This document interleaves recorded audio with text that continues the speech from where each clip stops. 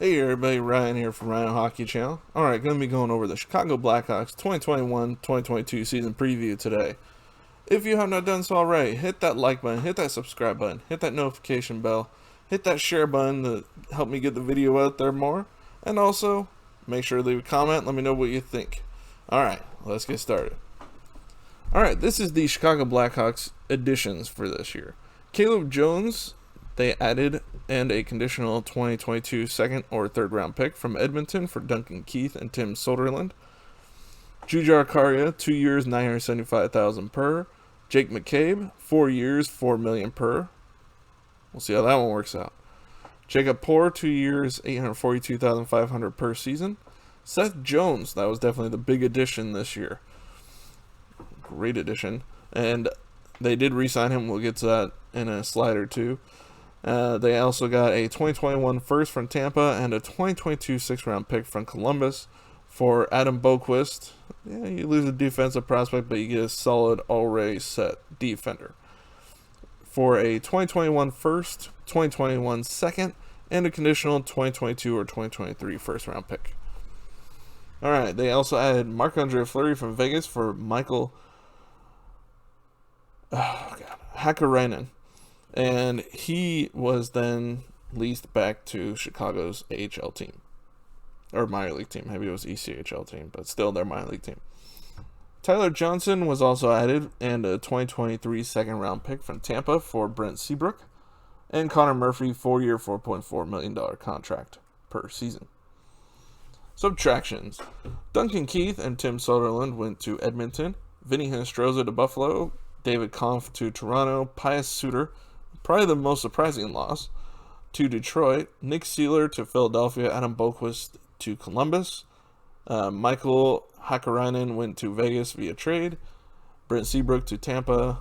And Nikita Zadorov was traded to Calgary for Toronto's 2022 third-round pick. And Andrew Shaw retired. Now they re-signed Seth Jones, 8 years, $9.5 million per. Brandon Hagel re-signed 3 years, $1.5 million per. Alex Nylander, 1 year, $847,000. Mike Hardman, 2 years, $800,000 per. Mackenzie Entwistle, re-signed 2 years, $800,000 per. Connor Murphy, re-signed. Why did I put Connor Murphy re-signed? No, Connor Murphy didn't re-sign. Or did he? Now I'm questioning if it was the New Jersey Murphy or if it was the Murphy that was already there. Dang it. I'll have to go back and look at that. I don't remember. Their cap situation currently $83,416,672, and that puts them a little bit over the cap right now. So they currently have $0 in cap space. According to this, their deadline cap space is $0. All right, so after they have Jonathan Toews on there right now. He says that he wants to play, but he's not in camp, and there's no word on when he'll play. So is he going long-term injury reserve, or is he going to play? What is happening here? Because that makes a huge difference in their cap. But as of right now, Dominik Kubalik, Dylan Strome, Adam Gaudette, Kirby Dach, Alexander Nylander, and Philip Kurashev are all RFAs. And then you have Ryan Carpenter as a UFA. So, I mean, those RFAs alone, that's a lot of money that could be re-signed or let go or traded away after this season. Because Kubalik, I mean, he didn't have the best year last year compared to the year before, but he still had a decently good year. So, is he going to get about the same? Probably. I mean, unless it's a contract year, he's probably going to have a beast of a year. Dylan Strome, we'll see what kind of year he has. Adam Gaudette, pretty much a make-or-break year for him because he just has not lived up to his potential so far. Kirby Dach, you know he's going to get a massive contract after this. I mean, maybe not massive, but probably like a $5-6 million type of thing, depending on the year he has. Alex Nylander, same type of thing. I mean, he had a good first year with Chicago, then he missed all last year with an injury. So we'll see. He may get more. I wouldn't say around the $5-6 million. I'd say around the $3-4 maybe at most. Kurashev, same type of thing. He had a pretty good year for him last year. So we'll see if he can redo that year again. Seth Jones, he's at $5.4 million this year, but it goes to $9.5 next year. Calvin DeHaan is a UFA. Wyatt Kalnick and Caleb Jones are RFAs. So the Jones brothers may be playing this year together. That'll be interesting to see. Because I never thought Caleb Jones was terrible. I mean, he just never got a chance in Edmonton. We'll see what he can do with his year. And yes, it was the Connor Murphy that was already playing there, not the Murphy that was a UFA from New Jersey. I don't know why I thought it was that. But his new contract, $4.4 million, starts next year. Marc-Andre Fleury is still surprising that Vegas traded him and got nothing for him. Nothing at all.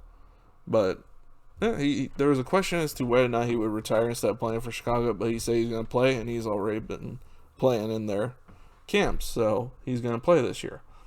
And he's a UFA after this year, same with Kevin Lankinen. So they were pretty good, because Lankinen wasn't terrible last year. And honestly, I think they're going to be better defensively this year, so I think he'll have better numbers, and Marc-Andre Fleury should definitely help them too.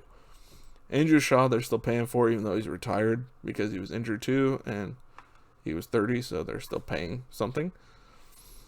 Brett Connolly is currently on buried penalty right now, which they didn't have him on there? Yeah, they did. Huh. Wonder why he's under buried penalty. Retained salary, they still have one more year of Oli Mata's $750,000, so it's not a whole lot, and it's gone after this year. Non-roster forwards, Cameron Morrison, Matai Chalupa? Dude, that's an awesome name. If that is actually pronounced Chalupa, that's an awesome name. Reese Johnson and, oh dear God, Andre, I'm not going to say that one. The second one from the bottom, because I'm just going to butcher that the way I'm going to pronounce that, so I'm not going to attempt. Sorry ahead of time. I know it's fun listening to me mispronounce names, but this one I'm not trying.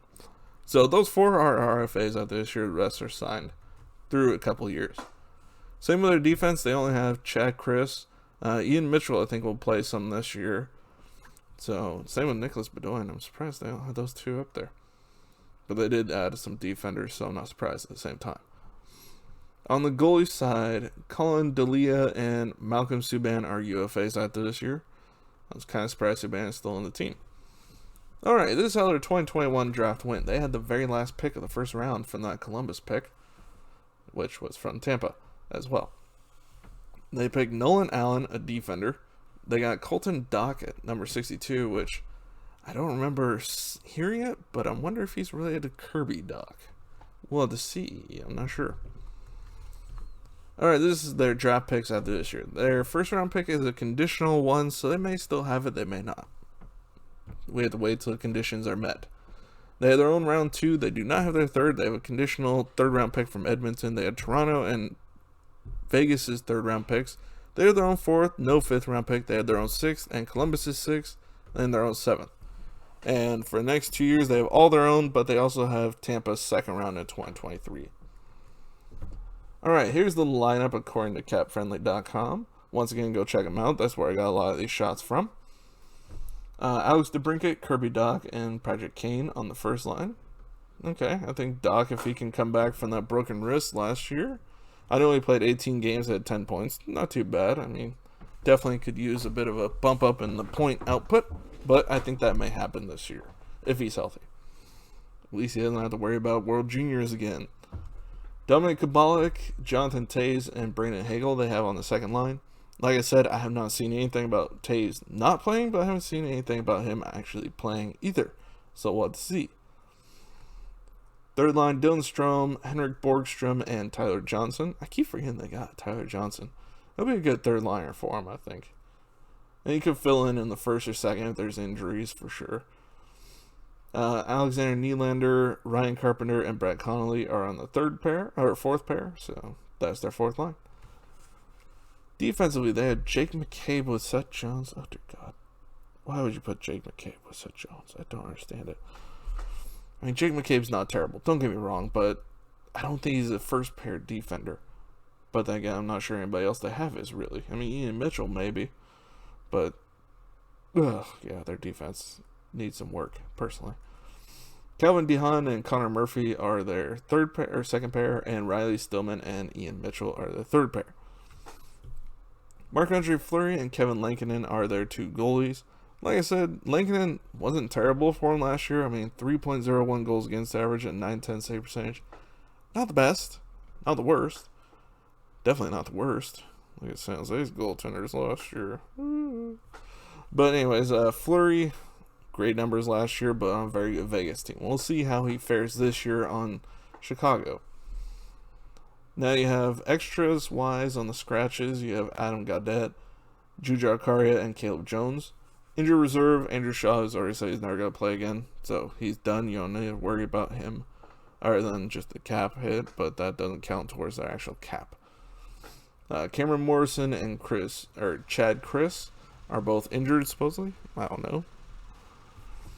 Minors, you have Phil Kurashev, who had 8 goals, 8 assists for 16 points last year in 54 games. I'm kind of surprised by that he's down there. Mike Hardman played last year, had 3 points in 8 games. Mackenzie Entwistle, 2 points in 5 games. Reese Johnson, no points in 5 games. On the defensive side, you have Wyatt Kalynuk, 9 points in... Wow, he had 9 points in 21 games. I'm kind of surprised he's not playing up in the NHL. That's not a terrible output. 6 points in 19 games for Nicholas Bedoin, and 0 points in 3 games for Alec Regula. Malcolm Subban was one of their goalies last year. 6-8 was his record, and Colin Delia played 6 games last year, had a 1-3 record. On the loan list, you still have Lucas Reichel. I gotta imagine they want to try and get him closer to getting ready, so I have a feeling he may play AHL this year, but who knows, he may still play German League this year. Alright, wow. Nobody on their prospect, loaned, or reserve list played in the NHL last year. Wow. Top prospects, Lucas Reichel. Look at that. 27 points for a left winger in 38 DEL games last year. Pretty good output for an 18 or 19-year-old. Nicholas Bedoin, 6 points in 19 AHL games and 10 points in 9 AHL games. So I think I want to say he's ready to go in the NHL this year, a full-time job. Same with Ian Mitchell. I mean, I just can't see those two, even Kalynuk. I mean, they have defender prospects. It's the forward that's lacking more, but forward they have more talent already set to go. So, I mean, you have, like I said, Ian Mitchell, 7 points in 39 AHL games and 1.5 AHL games. Wyatt Kalynuk, 9 points in 21 AHL games and 10 points in 8 AHL games. I mean, these three are ready to get full-time spots. At least be given the chance at them, for God's sake. Wyatt Kaiser, another defender, 10 points in 28 NCAA games. Alright, here's the last 5 of our top 10. Drew Comesso, a goalie. Nolan Allen, a defender. Evan Barrett, a center. Colton Dock, a center. And Alex Vlasic, a defender. So, I mean, you look at this. If Reichel were to end up making the team this year, which I think he's at their camp, I could be wrong, but if those top 4 end up with full-time spots this year, this is going to clear out pretty dang quick, because you're going to have 6 of their top 10 still probably on their top 10 next year. Alright, this is their outlook. I think they're going to be a middle to low range team. It just depends on how things work out. Injuries, of course, but just looking at the team, the defense is... I mean, Seth Jones definitely helps. He's a very good defender, but I mean, I don't know if I can say DeHaan and Murphy are a great defensive pair. I mean, they have good defensive prospects, but it all depends on how they develop. I mean, if they end up having a good year, then this could be a very good team. But as of right now, just looking at the team, the way that lineup was that Cap Friendly had, I'm putting them middle at best. They had a good start to year last year, but then they died off quick. About middle part of the season, they were probably tops or very close to the top of their division, and after that, they were pretty much the bottom. They were not a good team after that. But we'll see. Hopefully they can turn around, because it's always nice to see Chicago do well. I also predict they'll be the bottom to middle of their division. I mean, they have a tough division. Plain and simple, they have a tough division, so I think they're going to have a hard time this year. They're going to have some growing pains. I think they're going to be a good team in the near future. But I think that it's going to be more of a mediocre year this year. I think they'll get probably a mid-range pick again. So we'll see how this works out. But that's just where I'm thinking, just looking at this team, the way that lineup's set up, that's where I think they'll end up. But like I said, things can surprise you. Injuries can occur on the defense. Those young guys come up and just blow everybody out of the water with how they've developed, and it ends up being a great year. That can happen. I can see that. I really could, especially if Toews comes back 100% and doesn't look like he's missed a step because he has not played in a year. Same with Alexander Nylander. So we'll see how this all works out, but that's just where I think they'll be. So that's all I got for you for the Chicago Blackhawks 2021-2022 season preview. I hope you enjoyed the video. If you did, please hit that like button, hit that subscribe button, hit that notification bell, and also make sure to hit that share button as well. And let me know what you think in the comments. Keep it civil. We're good. You don't agree? That's fine. Let me know what you think. Just don't be rude. That's all I ask. Alright. That's all I got for you. See you next video. Bye, everybody.